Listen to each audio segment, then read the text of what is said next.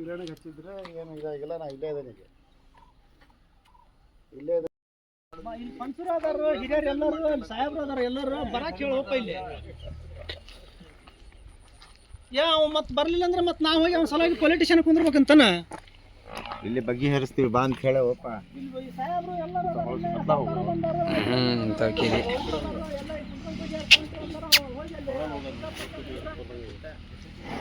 ಹೋಗದಿತ್ರಿ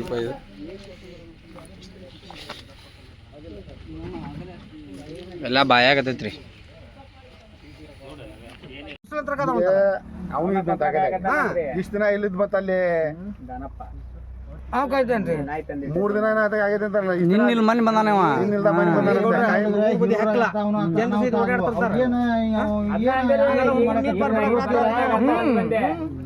complaint ಕೊಟ್ಟು ಮಾರೇ